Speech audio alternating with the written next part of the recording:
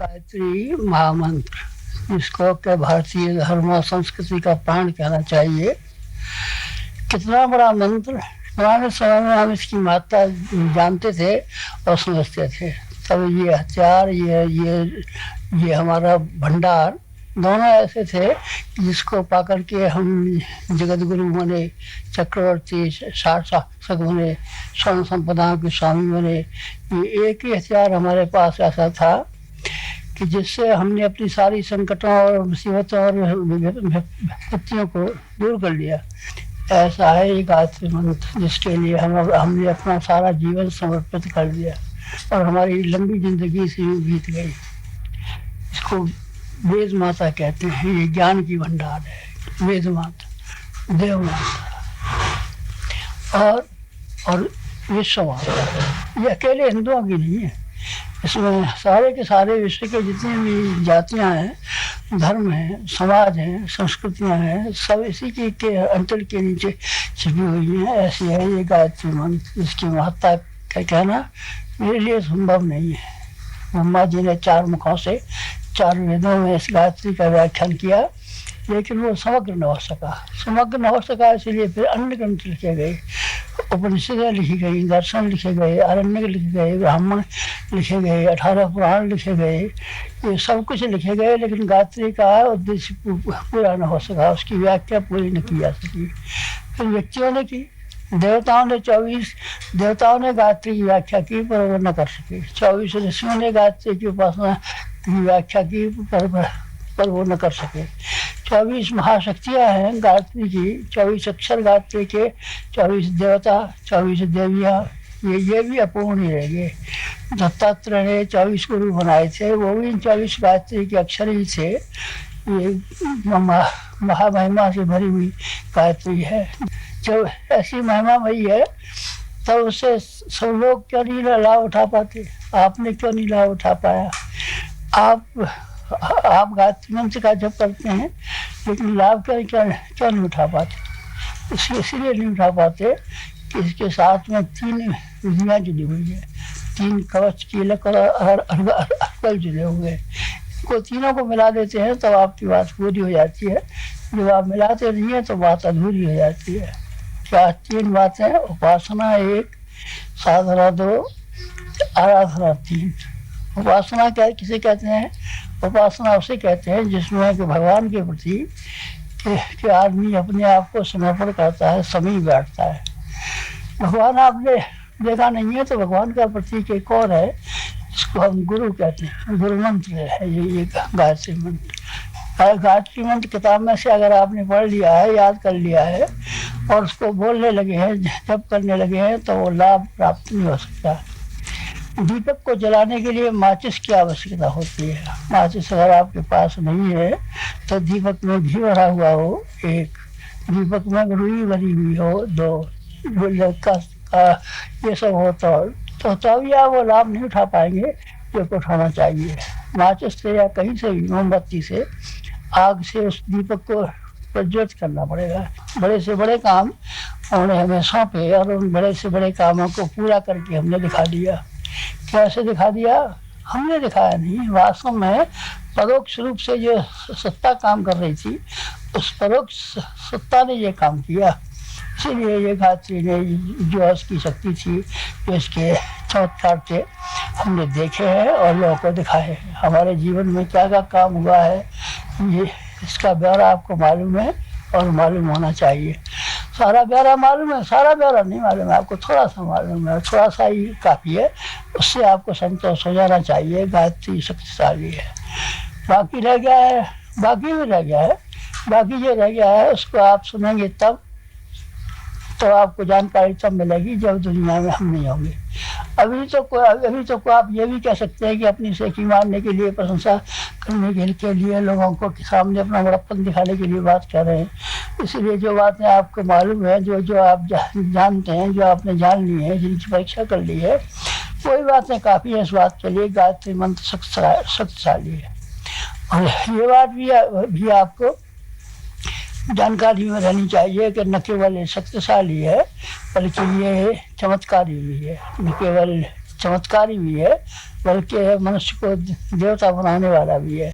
अखिल विश्व गायत्री परिवार द्वारा चलाई जा रही गतिविधियों के समाचार प्रस्तुत हैं जागृति के अग्निकण में।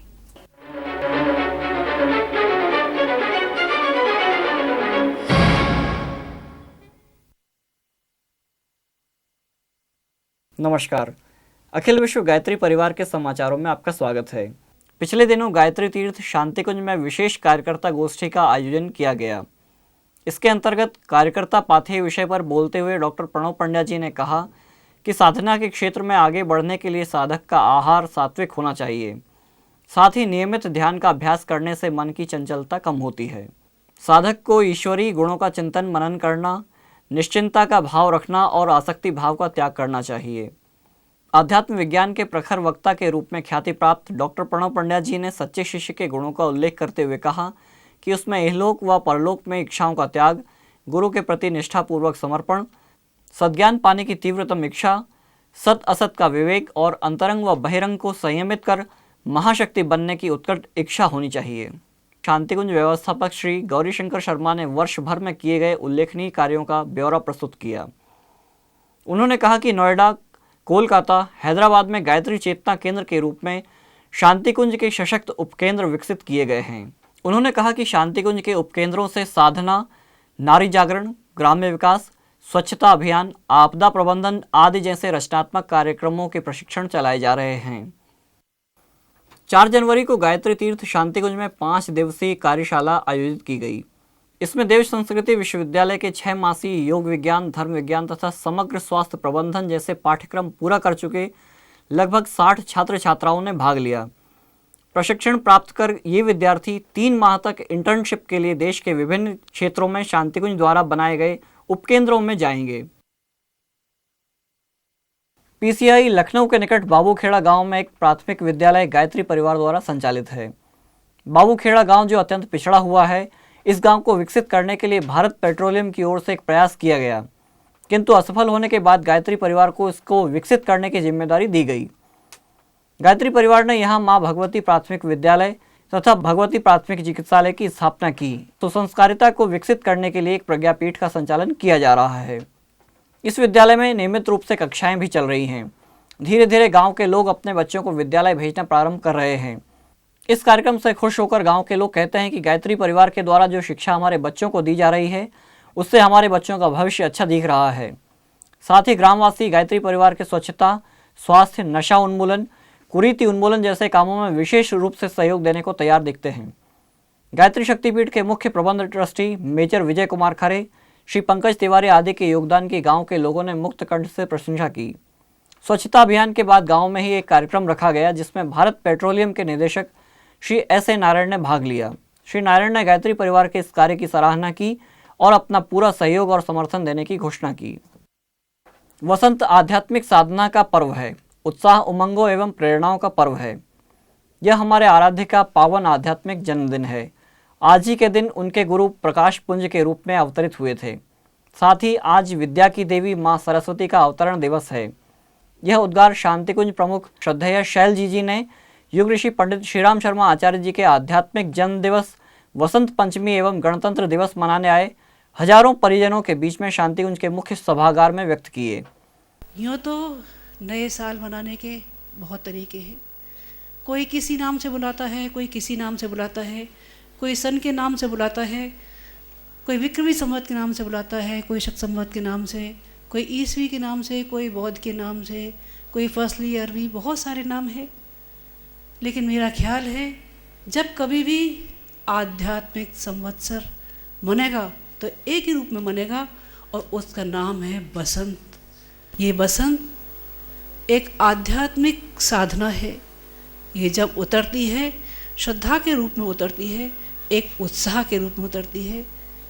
श्रद्धा एक सेतु का काम करती है इसमें, जो साधक और भगवान के बीच में, गुरु और शिष्य के बीच में एक कड़ी जोड़ने का काम करता है। अखिल विश्व गायत्री परिवार के प्रमुख एवं देव संस्कृति विश्वविद्यालय के कुलाधिपति डॉक्टर प्रणव पंड्या जी ने वसंत की प्रेरणाओं को पहला उल्लास, उमंग, सक्रियता के रूप में, दूसरा श्रद्धा समर्पण, तीसरा गणतंत्र दिवस को राष्ट्रीय भक्ति जागृत करना, एवं चौथा युवा वर्ग के माध्यम से युग चेतना विस्तार का वर्ष बताया है। पूज्य गुरुदेव ने कहा था कि ये वसंत पंचमी विद्या का पर्व है, विद्या के अवतरण का पर्व है, सरस्वती माँ सरस्वती को जन जन तक पहुंचाने का पर्व है। परम पूज्य गुरुदेव ने विद्या विस्तार के माध्यम से, युग चेतना विस्तार के माध्यम से संकल्पित करने का प्रयास किया है कि हम उनके कार्यों को जन जन तक पहुंचाएं। ये वर्ष युग चेतना विस्तार वर्ष है। युग चेतना क्या चाहती है? परिवर्तन। परिवर्तन आपको नहीं दिखाई दे रहा परिवर्तन राजनीति में? आपको नहीं दिखाई दे रहा परिवर्तन सुरों में? आपको नहीं दिखाई दे रहा परिवर्तन ढेर सारे नए लोगों के उभर के आने में? डॉक्टर पंड्या जी ने देव संस्कृति विश्वविद्यालय की भावी योजनाओं का जिक्र करते हुए कहा कि हमारा मन कोई इंजीनियरिंग कॉलेज या मेडिकल कॉलेज खोलने का नहीं, अपितु नंगे पांव गांव-गांव घूमने वाले सेवाभावी डॉक्टर, समाजनिष्ठ परिव्राजक एवं स्वयंसेवक बनाने का है। उन्होंने बताया कि भारत के महानगरों एवं विदेशी मूल के युवाओं के लिए विशेष कोर्स एवं प्रशिक्षण की व्यवस्था भी देव संस्कृति विश्वविद्यालय में होगी। इससे पूर्व कार्यक्रम का शुभारंभ श्रद्धेय शैलजी जी एवं डॉक्टर प्रणव पंड्या जी द्वारा तिरंगा झंडा एवं वासंती ध्वज फहराने के साथ हुआ। राष्ट्रीय गणतंत्र दिवस समारोह में गायत्री विद्यापीठ एवं देव संस्कृति विश्वविद्यालय के छात्र छात्राओं ने सांस्कृतिक कार्यक्रम द्वारा भारतवर्ष की वसुधैव कुटुंबकम की भावना को दर्शाया।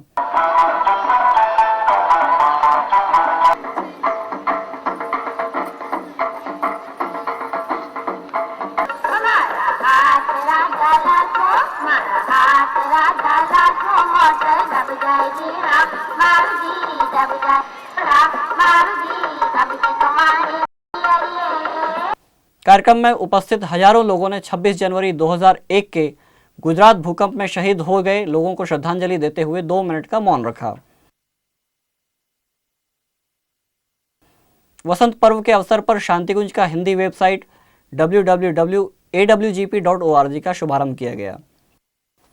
31 जनवरी को देव संस्कृति विश्वविद्यालय में 2 दिवसीय वसंत पर्व महोत्सव का आयोजन किया गया।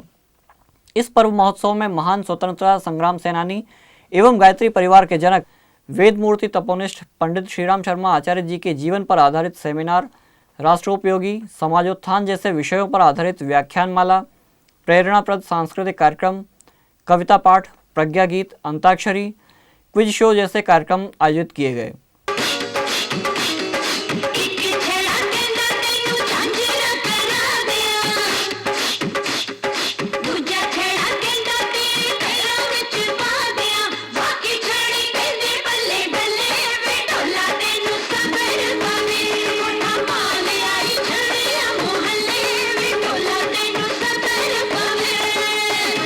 पर्व महोत्सव के समापन पर देव संस्कृति विश्वविद्यालय के कुलाधिपति डॉक्टर प्रणव पंड्या जी ने पुरस्कार वितरण किया और कहा कि परीक्षाओं के बीच जिस तरह विद्यार्थियों ने कार्यक्रम को भव्यता से युक्त प्रेरणाप्रद रूप से संपन्न किया, वह निश्चित ही उनकी सक्रियता एवं तन्मयता का परिणाम है।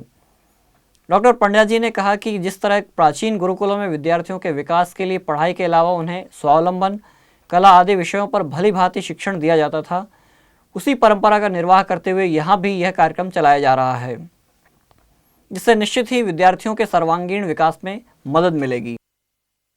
इस अवसर पर विशिष्ट अतिथि के रूप में आई परम श्रद्धेय शैल जी ने विद्यार्थियों के द्वारा लगाई गई प्रदर्शनी को देखा।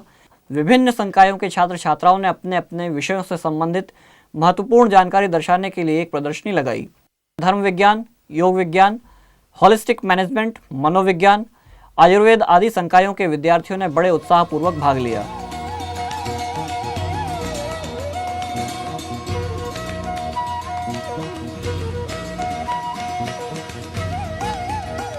और इसी के साथ शांतिकुंज की गतिविधियों के समाचार समाप्त हुए। नमस्कार।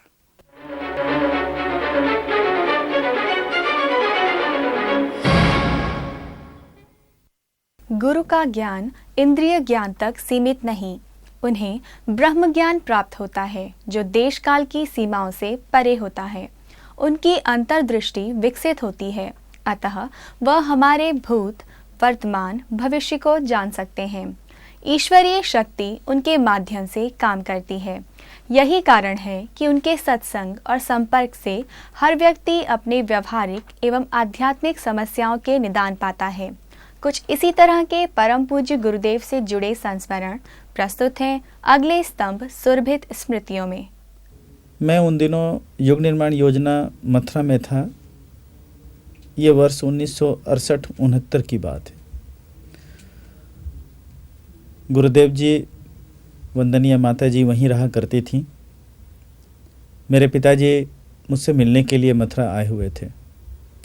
मैं अपने पिताजी के बारे में एक बात बताऊं आपको, बहुत बड़े शराबी थे वो। इतनी शराब पीते थे, उसके बाद मैंने आज तक अपनी ज़िंदगी में उतना शराब पीते हुए मैंने किसी को नहीं देखा। महीनों तक वो पानी नहीं पीते थे। सुबह उठते थे, पानी के बदले शराब पीते थे, खाना खा करके पानी नहीं पीते थे, शराब ही पीते थे। मतलब शराब और उनकी ज़िंदगी जैसे एक हो गई थी। पिताजी मथुरा आए हुए थे मुझसे मिलने के लिए, और उस समय 9 दिन के सत्र चल रहे थे, नवरात्रि के कई, और गुरु दीक्षा का आयोजन भी उसी क्रम में हो रहा था। मैंने अपने पिताजी से निवेदन किया कि आप गुरु दीक्षा ले लीजिए। पिताजी मेरे घबराए कि मैं तो मांस मछली भी खाता हूँ और शराब भी पीता हूँ, और गुरुदेव जी दक्षिणा में मुझसे ये बुराइयाँ छोड़ने को कहेंगे और मैं तो छोड़ नहीं पाऊँगा। मैंने पिताजी को समझाया कि सही बात है, आप शराब तो नहीं ही छोड़ सकते हैं, मांस मछली हो तो आप छोड़ दीजिएगा, कोशिश करिएगा। और पिताजी को मैंने गुरु दीक्षा की पंक्ति में बिठा दी। गुरु दीक्षा के क्रम के बाद जब दक्षिणा देने की बारी आई, पिताजी गुरुदेव जी के पास पहुँचे। गुरुदेव जी ने पूछा कि बेटा तुमको दक्षिणा में क्या देना है। पिताजी ने जो पहले से अपना मन बना लिया था मांस मछली छोड़ने की बात, तो उनने कहा कि मैं तो मांस मछली छोड़ रहा हूँ। गुरुदेव जी ने कहा कि बेटा ये तो बहुत अच्छी बात है, निरीह जंतुओं को मारकर उसके मांस खाना और उसके खून पीना ये अमानवीय तो होता है। ये तो बहुत अच्छी कोशिश है तुम्हारी कि तुम मांस मछली छोड़ रहे हो। लेकिन बहुत गौर से देख करके पिताजी को गुरुदेव जी ने कहा कि बेटा तुम शराब बहुत पीते हो, बताओ तुम पीते हो कि नहीं पीते हो। पिताजी मेरे घबरा गए कि इनको कैसे मालूम हुआ, और गुरुदेव जी ने बहुत कई बार जल्दी उनसे ये कहा कि तुम खाली हाँ कह दो, बाकी सारी जिम्मेदारी हमारी हो जाएगी। तुमको शराब कैसे छोड़ना है, शराब तुम कैसे छोड़ोगे, ये तुम मेरे ऊपर छोड़ दो बेटा, तुम सिर्फ हाँ कर दो। तुम्हारे परिवार के लिए और बच्चों के लिए बहुत ज़रूरी है। मुझे आज भी रोमांच आ जाता है और मैं महसूस कर सकता हूँ इस बात को कि हमारे परम पूज्य वेद मूर्ति तपोनिष्ठ पंडित श्राम शर्मा आचार्य, हमारे गुरुदेव, सूक्ष्म शक्तियों पर भी कितनी नियंत्रण वो रखते थे। जब पिताजी ने कहा कि मैं ठीक है, मैं शराब छोड़ दूंगा, अपने हाथ को उनने हवा में लहराया, जैसे सूक्ष्म शक्तियों को आदेश दे रहा हो कि आप लोग सब सुन लीजिए। पिताजी से पूछा बेटा तुम्हारा नाम क्या है? महावीर। हाँ, ये इसका नाम महावीर है। आप लोग सब गौर से देख लीजिए, इसको पहचान लीजिए। आप लोग की कोशिश रहेगी आज दिन से ये शराब नहीं पिएगा, इसको शराब नहीं पीना है, आज से ये शराब बिल्कुल पिएगा नहीं है। इस तरह से 3 बार उनने हवा में हाथें लहराई, जैसे सूक्ष्म शक्तियों को आदेश दे रहे हों कि कहीं पर भी किसी भी हालत में इस व्यक्ति को आज दिन से शराब नहीं पीना है। और मैं आगे की घटना के बारे में आपको क्या बताऊं, उनने कई बार कई कोशिशें की विभिन्न तरह से, और हर बार कुछ न कुछ इस तरह से विघ्न उपस्थित होते रहे कि शराब वो नहीं ही पी सके। और अंतोगत्वा उनको संकल्प लेना पड़ा कि शायद गुरु सत्ता हमारे पीछे इस कदर से पड़ी हुई है, इतनी मेहनत कर रही है मेरी ज़िंदगी के लिए, मेरे भविष्य के लिए, और मैं इस शराब के पीछे इस तरह से दौड़ रहा हूँ, भाग रहा हूँ, जबकि मेरे भले की बात है। और उनने तब संकल्प लिया कि मैं आज दिन से शराब नहीं पीऊँगा। और उसके बाद भी वह, मैं समझता हूँ कि लगभग 25 वर्षों तक बगैर शराब की वो स्वस्थ ज़िंदगी जिए। और आज हमारे परिवार का जो भी स्तर है सब उन्हीं की कृपा से है, परम पूज्य गुरुदेव जी माता जी की कृपा से। मेरे युग निर्माण योजना विद्यालय में जाने के पहले मेरे बड़े भाई श्री मोतीलाल जी युग निर्माण विद्यालय ज्वाइन किए थे। मुझे याद है उन दिनों उनके युग निर्माण योजना विद्यालय में 66-67 में जाने के पहले वह रेलवे की नौकरी के लिए आवेदन उन्होंने किया था, जो कि पेंडिंग हो गई थी, सर्विस उनकी होनी नहीं थी। और जब वो युग निर्माण योजना विद्यालय में आ गए थे, उसके बाद अचानक उनके सर्विस के लिए कॉल लेटर आया। तो हम लोगों को घर में लगा कि पता नहीं ये सर्विस के लिए जो कॉल लेटर आया हुआ है, तो भैया अब नौकरी करेंगे नहीं करेंगे, और इसके लिए वो आएंगे या नहीं आएंगे। तो मैंने एक टेलीग्राम भैया को लिखा, your mother hopeless please come soon. और ये टेलीग्राम जब मेरे भैया के हाथों लगा तो वो टेलीग्राम लेकर के वो सीधा परम पूज्य गुरुदेव के पास चले गया। गुरुदेव वो टेलीग्राम पढ़े और बड़े खिलखिलाकर हंसे और मुस्कुराकर उन्होंने कहा कि अरे ये सारी बेवकूफ़ी की बातें हैं, ये तुम्हारे घर वाले तुमको वापस बुलाने के लिए ये टेलीग्राम उन्होंने दिया हुआ है। सो तुम बिल्कुल निश्चिंत होकर के बेटा वो पढ़ाई में अपनी ध्यान दो, और तुम्हारी माँ को कुछ हुआ नहीं है, ये टेलीग्राम में वैसे ही लिखा हुआ है your mother hopeless please come soon, तुम्हारी माँ को कुछ नहीं होना है। तभी भैया बहुत घबराए, चूँकि माँ की बात थी। तो गुरुदेव जी ने तसल्ली देने के लहजे में कहा कि बेटा अब देखो मैं तुमको अब कैसे विश्वास दिलाऊं, चलो एक काम करते हैं कि यदि अब तुम्हारी माँ को कुछ होने भी वाला हो तो 13 साल तक तेरी माँ नहीं मरेगी, मेरी तरफ से गारंटी है। और मैं आपको बताऊं, माँ होपलेस तो नहीं थी, वैसे माँ मेरी दमे की मरीज़ थी, और अब तब में उनकी ज़िंदगी तो थी ही। इसके बाद भैया मेरे तसल्ली में हो गए कि अब तो नौकरी में जाना नहीं है। और 15 दिनों तक इंतज़ार करने के बाद जब वो दोबारा वो आए नहीं घर, तो फिर हम लोग वहाँ से अपने शहर से जमालपुर से मथुरा आए उनसे मिलने के लिए। जब मथुरा हम मिलने के लिए आए तो भैया से मैंने कहा कि आप यहाँ से गए नहीं। तो भैया ने पूछा पहले ये बताओ सच सच कि तुमने जो टेलीग्राम वहाँ से दिया था वो टेलीग्राम में कितनी सच्चाई थी। तो मैंने भैया को कहा कि भाई वो आपका तो नौकरी का आया हुआ था वो कॉल लेटर, और उसके लिए जो है आपको ज्वाइन करनी थी, और इसके लिए मैंने आपको टेलीग्राम दिया था।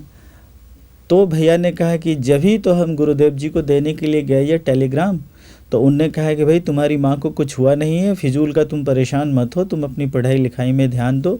सो उनने यहाँ से जाने की इजाज़त दी नहीं, पता नहीं उनको कैसे पता चला। सूक्ष्म की गहराइयों को कैसे वो मापते थे, और भविष्य की गहराइयों में भी वो प्रेजेंट में कैसे देखते थे, उस दिन का मुझे एहसास आज भी रोमांचित कर जाता है। और इसके बाद की घटना बहुत सिंपल सी है कि मेरे भाई ने मुझको मिलाने के लिए गुरुदेव जी के पास पिताजी के साथ में ले गए। गुरुदेव जी ने कहा कि भाई ऐसा है कि चलो तुम्हारी भाई कहो इसकी माँ कैसी है। तो पिताजी मुस्कुरा करके बोले कि वो तो ठीक है। तो हमने तो वैसे ही इसकी नौकरी की आई हुई थी टेलीग्राम, तो उसके लिए हमने इसको दिया था टेलीग्राम जल्दी आने के लिए। गुरुदेव जी ने कहा कि भाई ऐसा है कि तुम्हारे कितने बच्चे हैं। तो उनने कहा कि पिताजी ने कहा कि 2 लड़के हैं। उन्होंने कहा कि हम भी तुमको वैसे ही छोड़ने वाले नहीं हैं। सो एक लड़के को यहाँ तो हम बुलाना चाहते थे, जब भी हम दूसरे को छोड़ना चाहते थे। अब ये दूसरा वाला आ गया है, अब तुम इसको ले जा सकते हो, ये दूसरा वाला हमारे पास रहेगा, हमारे मिशन का काम करेगा। तो 2 बातें मुझे उस समय रोमांचित कर गया। पहला तो ये कि गुरुदेव जी भविष्य के गर्त में कितनी सूक्ष्मता से देख लेते थे, और दूसरी कि उनके पास झूठी दलील नहीं चलती थी, वो सच बात को जान लेते थे। ठीक इस तरह से जिस तरह से हमने माँ के बारे में टेलीग्राम दिया, और भाई साहब को बहुत ही आत्मविश्वास के साथ उनने कहा कि तुम्हारी माँ को कुछ नहीं होगा, और मेरा आशीर्वाद उनके साथ में है। और सचमुच में मेरी माँ को कुछ हुआ भी नहीं, और वो स्वर्गवास हुई भी तो 13 बरस के बाद हुई। मुझे इन सारी बातों ने बहुत प्रभावित किया अपने गुरु के प्रति। गायत्री एवं यज्ञ भारतीय संस्कृति के 2 सुदृढ़ आधार स्तंभ हैं। गायत्री की सर्वसुलभ साधना, जहां सदियों से मानव समाज के विचारों को परिमार्जित कर उसकी मेधा को सर्वहितकारी स्वरूप प्रदान करती रही है, वहीं दूसरी ओर यज्ञ मात्र एक धार्मिक उपक्रम तक सीमित नहीं है। यह प्रकारांतर से अपने अंतर्निहित मौलिक भाव सत्कर्म की प्रेरणा प्रभावशाली रूप से हम सभी को देता रहा है। वर्तमान परिप्रेक्ष्य में गायत्री एवं यज्ञ का व्यवहारिक दर्शन एवं स्वरूप क्या है, इसके बारे में हम जिज्ञासा के माध्यम से जानें। आज हमारे बीच में शांति कुंज हरिद्वार के वरिष्ठ कार्यकर्ता श्री वीरेश्वर उपाध्याय जी आए हुए हैं। युग प्रवाह के दर्शकों की ओर से हम आपका हार्दिक स्वागत करते हैं। भाई साहब, युग निर्माण योजना को वर्तमान समय का सर्वाधिक प्रगतिशील आंदोलन माना जाता है। ऐसी स्थिति में गायत्री और यज्ञ जैसी परंपरागत अवधारणाओं को हमने इसके साथ क्यों जोड़ा? देखिए, उपयोग की बात होती है, किस चीज़ का कैसा उपयोग हो रहा है। परंपरागत रूप से तो हम सांस भी ले रहे हैं, है ना। मनुष्य ढेरों परंपरागत काम कर रहा है। आज की आवश्यकता थी युग निर्माण, मतलब कुछ निर्माण होना है। और वो युग के निर्माण में कौन सी चीज़ का निर्माण होना है? तो निर्माण तो बहुत हो चुका, ज्ञान विज्ञान ने बहुत प्रगति कर ली है। तो कौन सा निर्माण है जो नहीं हो रहा है? तो हम ये देखते हैं कि मनुष्य कहीं स्वार्थी होता जा रहा है ज़रूरत से ज़्यादा। जितना पैसा बढ़ रहा हो उतना और पैसा चाहिए, जितनी यश मिल रहा है उससे ज़्यादा यश चाहिए। तो आज की अगर मुख्य समस्या कही जाए तो आदमी के सोच की संकीर्णता और अपने कर्म में स्वार्थपरता, ये दो समस्याएं पैदा कर रही हैं।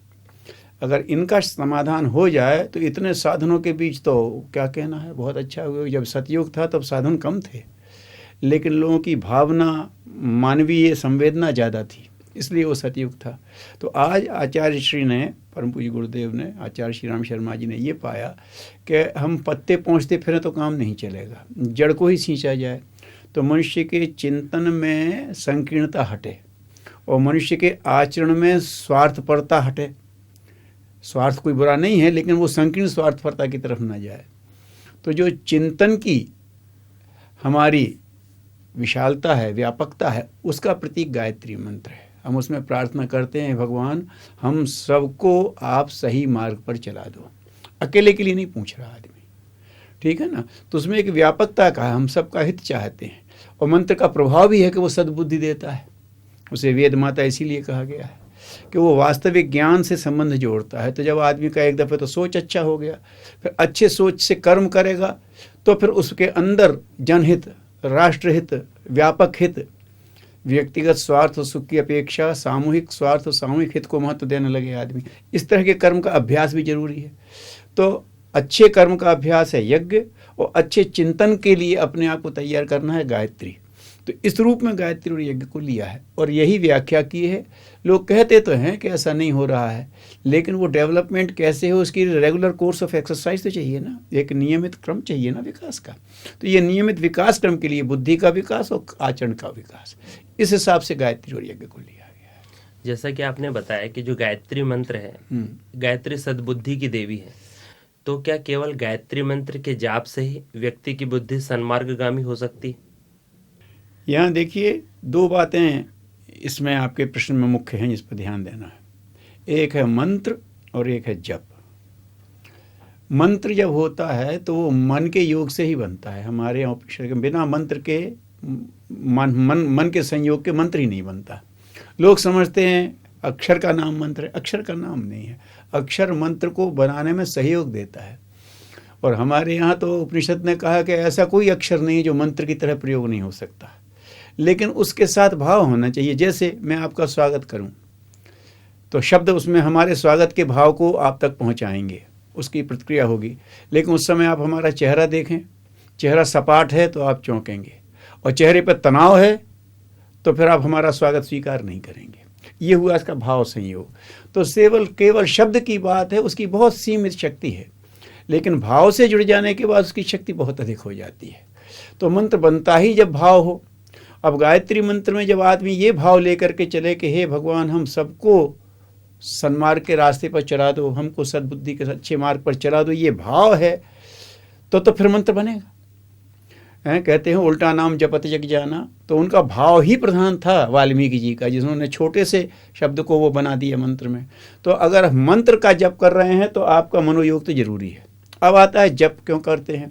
तो ये मनुष्य का स्वभाव है, अपने चिंतन पर और अपने भावनाओं पर जो बार बार दृश्य आते हैं उसका प्रभाव पड़ता है। रिपीटिशन कहते हैं इसको अपने उसमें हैं।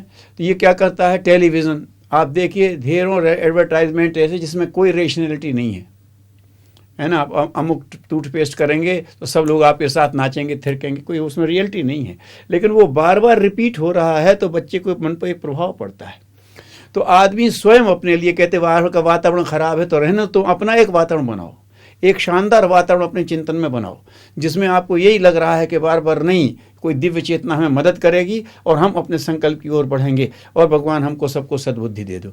ये जब रिपीटिशन होता है तो हमारे चिंतन को, हमारे मन को, हमारे जो सेल हैं, हमारे जो कोष हैं, इनके अभ्यास को सबको प्रभावित करता है।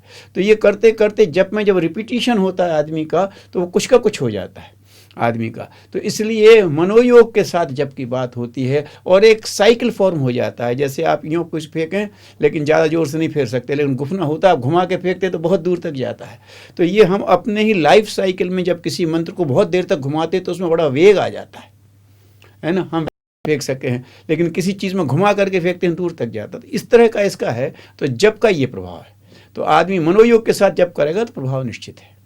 गायत्री मंत्र में सन्निहित भाव यदि मानव के लिए इतने उपयोगी हैं और प्रभावकारी हैं तो क्या हर व्यक्ति गायत्री मंत्र कर सकता है? मंत्र सबके करने के लिए ही है। गायत्री मंत्र को किसी समय में एक विशेष विद्या के रूप में दिया था, क्योंकि जब ये करता है तो इसमें कुछ विशेष शक्तियों का प्रवाह होता है। उनको कोई कंट्रोल कर सकता है क्या, एक प्रश्न आ जाता है, इसलिए इसे कभी उसमें दिया जाता था। लेकिन समय की आवश्यकता को देखते हुए परम पूज्य गुरुदेव ने, आचार्य श्री ने इसको सबके लिए सुलभ बना दिया है और उसमें उन्होंने सूक्ष्म जगत में ये व्यवस्था कर दी है कि आदमी अगर इस भाव से, जो कि इसका सेंट्रल आइडिया है, जो इसका हार्दिक भाव है, उस भाव को लेके कर रहा है तो हम मान लेते हैं कि उसका अधिकार बन जाता है। वो कोई भी व्यक्ति हो सकता है। जैसे हम इस भाव से कर रहे हैं, हम पूजा करने बैठे हैं और मन में तो कह रहे हैं धियो यो न प्रचोदयात्, भगवान से तो कहती है कुछ नहीं चाहिए, अर्थ न धर्म न काम रुचि, लेकिन मन में कामनाओं पे कामनाएं आ रही हैं। तो ये जो स्थिति है, इस स्थिति में तो उपासना ही नहीं बनी। उपासना तो तब बनेगी जब हम जो कह रहे हैं उसका भाव का एक साथ हो जाए। तो गायत्री मंत्र के लिए अधिकार तब बन जाता है जब आदमी भगवान को ये कहता है कि हे भगवान तुम विराट हो, लेकिन हम तुम तक नहीं आ सकते, तो हम तक आते हो और हम आपका वर्णन भी कर सकते हैं, हम आपको धारण भी कर सकते हैं। तो अगर धारण करते हैं तो फिर अब आप हमको चलाओ और मुझे नहीं, हमको चलाओ। तो ये जब भाव उसके अंदर आ जाता है, जिसके अंदर ये भाव समाहित हो गया, वो गायत्री मंत्र करने का अधिकारी बन जाता है, क्योंकि उसका भाव उसके अनुरूप है। और आप सवर्ण हैं और वो है और शुद्ध स्वार्थ के लिए गायत्री मंत्र कर रहा है, तो हमारे हिसाब से फिर वो उसका अधिकारी नहीं है। तो भावे ही विद्यते देवा तस्मात् भावो ही कारणम, भावना अगर उसकी सही है तो उसका अधिकारी माना जाता है। आज व्यक्ति के चिंतन, चरित्र और व्यवहार में जिस स्तर की संकीर्णता प्रवेश कर गई है, तो क्या गायत्री मंत्र इस संकीर्णता को दूर कर सकता है? हाँ, अब यहाँ देखिए बात ये आ जाती है कि गायत्री मंत्र के माध्यम से आप उस परमार्थ चेतना से, परमात्मा चेतना से संपर्क बनाने की कोशिश करते हैं, और जहाँ स्व से पर की तरफ बढ़े वहाँ संकीर्णता अपने आप हटती है। जो संकीर्णता बंधा है वो आत्मा, जो विराट में है सो परमात्मा। और ये जो हमारे अंदर आत्मा में संकीर्णता आ गई है पदार्थ के से, ये उसके संसर्ग से कम होती है। तो जब हम उसमें जाते हैं, अब आप ये भी कह सकते हैं कि सब भगवान को लेके भी तमाम संकीर्णताएं होती हैं, भगवान के नाम पे भी संकीर्णता होती है, रूप पे भी होती है। तो गायत्री मंत्र ने एक वो रखा है, उसमें भगवान का नाम और रूप नहीं है, उसको नाम उसका है तत् स्वरूप है ही नहीं, उसका गुणवाचक स्वरूप है, उसका कोई निवास नहीं बताया, उसको भूर्भुवः स्वः कहा है, धरती अंतरिक्ष और आकाश में रहता है, वो सर्वव्यापी है। तो भगवान अगर एक देशी है तो संकीर्ण हो जाएगा, उसका एक ही नाम है तो संकीर्ण हो जाएगा, एक ही रूप है तो संकीर्ण हो जाएगा। वैसे सारे नाम उसके और सारे रूप उसके, अल्हम्दुलिल्लाह रब्बिल आमीन, सब शब्द उसी के लिए तो हैं। तो फिर वो शब्दों के उसमें तो जहाँ नाम और रूप से ऊपर उठा दिया, क्षेत्र से ऊपर उठा दिया भगवान को, तो फिर वो संकीर्णता की बात नहीं रह जाती। ठीक है। अब ये जो भगवान है, फिर उसका स्वरूप तो गुणवाचक स्वरूप है, वो प्रकाशवान है, वो वर्ण करने योग्य है, वो विकारों को जलाने वाला तेजस्वी है, वो देवत्व को विकसित कर सकता है। ये भगवान सबके लिए है। अब वो किस रूप में है, कैसा है, ये बात बिल्कुल अलग है। हमें एक जैसे में अपने को वो कैसे मैनिफेस्ट करता है, लाइट के रूप में करता है कि संवेदना की, ये उसकी अलग बात है, लेकिन गुण उसके यही हैं। तो गुण के रूप में हम उसे याद करते हैं, तो यहाँ भी कोई संकीर्णता नहीं है। ठीक है, अब हम कहाँ बिठा लें, तो हम हृदय में बिठालते हैं। आप अमीर हो तो उसे सोने की वो दो और हम उसको लकड़ी पे बिठा लेंगे, उसमें नहीं, हम हृदय में बिठालते हैं। तो यहाँ पर भी कोई संकीर्णता नहीं है। और होती आदमी में यही है कि हम भगवान से कहते तुम दूर से आशीर्वाद दे दो, हमारे भीतर संकीर्णता भरी रहने दो। लेकिन जब वो धीमा ही होगा, भगवान भीतर जाएगा, जहाँ प्रकाश जाएगा वहाँ अंधेरा कैसे रहेगा। तो यहाँ भी अंदर की संकीर्णता हटती है। और अंतिम पद जो प्रार्थना का है, वो प्रार्थना का पद भी व्यक्ति को नहीं मांगता, न मांगता है। धियो यो नः प्रचोदयात्, हम सबको सही रास्ते पर चला दो। तो यहाँ कहीं उसमें संकीर्णता की गुंजाइश नहीं है।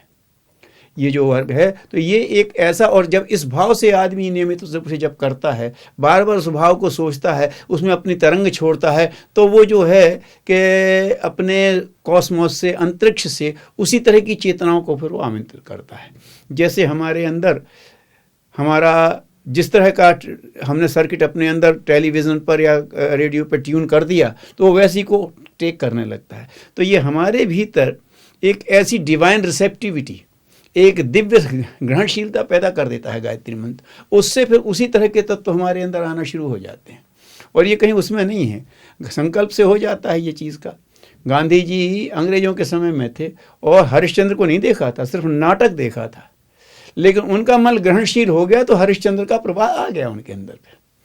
तो ये गायत्री मंत्र जो है, इस दिव्य चेतन प्रवाह के लिए आमंत्रित करता है और मन को उसके लिए तैयार कर देता है, हमारे तंत्र को तैयार कर देता है। तो वो आने लगता है, आता है तो ये फिर बहुत फर्टाइल है, ये बड़ा उर्वर है, इसमें कोई भी चीज़ उर्वर हो जाती है। तो इस तरह से गायत्री मंत्र का सहारा लेकर के और गायत्री मंत्र के माध्यम से जब हमारे अंदर भाव उठे, तो उसको किसी एक अच्छे संकल्प सबके कार्य में लगा करके फिर हम उसका अभ्यास करते हैं, तो वो यज्ञ बन जाता है। भूदान यज्ञ, नेत्रदान यज्ञ, जो भी परमार्थ प्रयोजन से संबंध है वो सब हमारे यहाँ यज्ञ कहा गया है। तो ये हम कहते हैं कि एक अपने भाव को अच्छा, अपने विचार को अच्छा बनाने की साधना नियमित करो, उसका एक अभ्यास नियमित करो। और जब वो भाव भरने लगे तो उसको प्रवाहित होने के लिए संकल्पित होकर के एक छोटा सा कर्म करो। तो यही गुरुदेव ने गायत्री परिवार ने या युग निर्माण अभियान ने ये एक्सरसाइज सबको कही है कि आपको इसमें यहाँ ये भी छूट है कि आपको लगता है कि ये तो सब संस्कृत में है, तो इसके भाव को आप किसी भाषा में ट्रांसलेट कर लो, ये असर करेगा।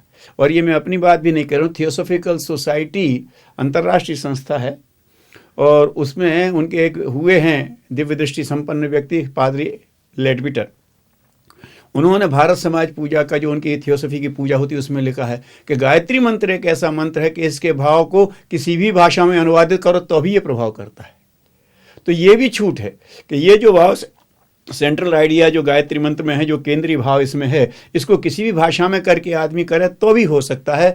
आचार्य श्री ने, गुरुदेव ने यह भी कहा था कि एक उज्ज्वल भविष्य की प्रार्थना करता है तो गायत्री मंत्र का लाभ मिलेगा। ये भी अंतरिक्ष में व्यवस्था हो गई है जो ये कहे, हे परमात्मा हम सबको उज्ज्वल भविष्य के रास्ते पर चला दो, तो भी वो प्रार्थना भाग का काम कर देगा, धियो यो न प्रचोदयात् का काम कर देगा। बाकी और मंत्र का लाभ मिले ना मिले, लेकिन प्रार्थना का वो आइडियल लाभ जरूर मिल जाएगा, वो आदर्श लाभ जरूर मिल जाएगा। तो इस तरह से इसको एक सार्वभौम मंत्र के लिए और आज के युग में युग रोग की औषधि के रूप में से स्थापित किया गया है, जो करेगा निश्चित रूप से कल्याण होगा। अभी आपने बताया कि जो गायत्री मंत्र का अंतर्निहित केंद्रीय भाव है वह जाति, वर्ग और संप्रदाय की सीमा से मुक्त है। हर कोई गायत्री मंत्र का जाप कर सकता है। ऐसी स्थिति में सर्वसुलभ गायत्री साधना का स्वरूप क्या हो सकता है? जहाँ तक व्यवहारिक स्वरूप का प्रश्न है तो ये उपासना कही गई है। उपासना माने पास बैठना।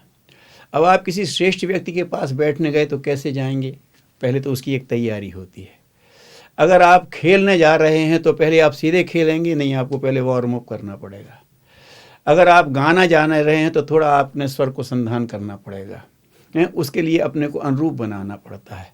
तो किसी भी उपासना के लिए पहले आदमी को अपने आप को अनुरूप बनाना पड़ता है, उसको पूर्व तैयारी कहते हैं, जिसमें आदमी नमन वंदन करता है। तो इसका बड़ा सीधा सा है। भगवान के पास बैठने की पहली शर्त है कि आप पवित्र होकर बैठो, खाली होकर बैठो, नहीं तो वो भरेगा कहाँ। गंदगी पर तो रंग चढ़ेगा नहीं, और खाली होने तो वो देगा कैसे। और थोड़ा अपने प्राण को संवर्धित करके बैठो, क्योंकि वो जो देगा उसको संभालने के लिए अपनी प्राण चेतना की जरूरत पड़ेगी, अपनी पात्रता को विकसित करके भेजो, है ना। और उसके साथ एक अनुबंध करो कि नहीं ठीक है, अगर आप हम पे कृपा कर रहे हो तो हम आपको पक्षपाती नहीं कहेंगे, हम उसके लिए एक शेयर होल्डर की तरह उसको आगे बढ़ाएंगे। ये एक सेंट्रल है। तो उपासना करने के पहले आदमी को ये करना चाहिए कि पहले पवित्रता का भाव करे, जल ले ले, कोई मंत्र नहीं आता, इष्ट मंत्र बोल ले, गायत्री मंत्र बोल ले, और भाव करे कि अब हमारे अंदर भीतर पवित्रता आ रही है। ठीक है, फिर 3 बार जल ले करके ये ले कि हमारे अंतः करके त्रिआयामी सृष्टि, हमारे शरीर के अंदर वही 3 परत हैं, हमारे शरीर, वाणी और अंतःकरण में शक्ति का भाव जा रहा है जो हमें उपासना के योग्य बनाएगा। ठीक है, फिर एक प्राणायाम कर ले। प्राणायाम करते समय श्वास खींचे, रोके, बाहर निकाले और थोड़ा बाहर रोके। भाव ये करे कि भगवान ने जो हमें दिव्य प्राण दे रखा है, हम बिल्कुल अभी संकीर्ण प्राण खींच रहे थे, अब ऊंचे उद्देश्य के लिए श्रेष्ठ प्राण आकर्षित करते हैं। ऐसा भाव लेकर के खींचे, अंदर रोके कि वो जज्ब हो रहा है, जैसे मिट्टी में पानी होता है, समा जाता है, और वो विकार लेकर के फिर हमारी वायु बाहर निकलती है, और फिर हम रोकते हैं तो अंदर हमारे प्रकाशित हो, तो दिव्य प्राण को धारण करने का एक सर्किट बना ले। और इसके बाद फिर उससे अनुबंध करे कि हमारी इंद्रियां, हमारे ये सब उपकरण आपके हिसाब से चलेंगे, उनको स्पर्श भी कर सकता है, भाव भी कर सकता है। फिर उस शक्ति का आवाहन करे और अपना जप शुरू कर दे, और जप करते करते तन्मय होकर के ये कहे कि हम इस समय आपके लिए खाली होकर बैठे हैं, और क्या हित है आप हमें ज़्यादा जानते हैं, और हमारा भला कैसे होगा आप जानते हैं। तो जो भी खराबी हो वो हट जाए, जो भी अच्छाई हो वो आ जाए। इस भाव से आप अपने को खाली करते हुए जब करते रहिए। जब अपना समय हो जाए, इतने समय करना है, संख्या से भी करते हैं, माला से भी करते हैं, समय देख के भी कर सकते हैं, उतना हो गया तो फिर उससे प्रार्थना करें कि अब आपने कुछ दिया है, इसको संभालने की भी क्षमता देना, और इसे सही रास्ते पे नियोजित करने की भी क्षमता देना। ऐसी उससे एक प्रार्थना कर दे। प्रार्थना करके जो अपने लिए उसमें कर्म के जल लिया था, उस जल को ले और भावना करके सूर्य को चढ़ा दे। ये थोड़ा सा पात्र में जल जब सूर्य को चढ़ेगा तो विराट में फैल जाएगा। तो उससे कि हमारे जो अंदर भावना है ये थोड़े में न रहे, अब ये भावना विराट में फैले। ऐसा भाव कर देने से इसमें 10 मिनट समय लगता है, और क्रियाओं में लग जाते हैं 3-4 मिनट, और 6-7 मिनट में लगभग एक माला का जप हो जाता है 108 मंत्र का। इतना अगर आदमी शुरू कर दे तो व्यस्त व्यक्ति भी 10 मिनट समय तो निकाल सकता है। तो उसके अपने ये भी है कि जिस ईश्वर ने हमने बनाया उसके लिए हम कभी तो खाली होकर बैठे, ये भी एक संतोष आता है, उस दिव्यता से जुड़ाव होने लगता है, मंत्र का प्रभाव मिलता है, और फिर धीरे धीरे अपने स्वभाव में, अपने चिंतन में, अपनी प्रवृत्तियों में अंतर आने लगता है। तो कोई भी इसको कर सकता है, वो बहुत सुगम है। आज आप हमारे बीच में आए, गायत्री मंत्र के अपने प्रगतिशील स्वरूप को हमारे सामने रखा। युग प्रवाह के दर्शकों की ओर से हम आपका हार्दिक आभार व्यक्त करते हैं। युग शक्ति गायत्री की 24 धाराओं में एक शांभवी को समस्त विश्व का कल्याण करने वाली शिव शक्ति का प्रतिनिधि स्वरूप माना जाता है। मानवीय मेधा को सांसारिक स्वार्थपरता से मुक्त कर उसे सर्व कल्याणकारी दिशा में गतिशील बनाए रखने वाली शांभवी के मूर्तिमान स्वरूप का क्या रहस्य है, आइए जानें। समस्त सृष्टि में व्याप्त कल्याणकारिणी शक्ति ही शांभवी माता हैं। परिवर्तन के चक्र को कल्याण की दिशा में गतिशील रखने वाली शिव शक्ति हैं ये। धर्म रूप वृषभ इनका वाहन है। तीसरा नेत्र कषाय कल्मशों को नष्ट करने वाली प्रज्ञा का प्रतीक है। वासना, तृष्णा, अहंता, 3 आसुरी प्रवृत्तियों का उच्छेदन करने वाला त्रिशूल आयुध है। माँ शांभवी के मुख ये साधक को मुक्ता अर्थात मुक्ति का अधिकार और शिवा अर्थात अनिष्ट के निवारण की शक्ति प्रदान करती है। यंत्र में बीज मंत्र सहित पंचकोण पंचकोशों के विकास का प्रतीक है। वृत्त विकासमान ब्रह्मांड का प्रतीक है। 8 दल अष्टांग योग तथा 16 दल 16 कलाओं के प्रतीक हैं।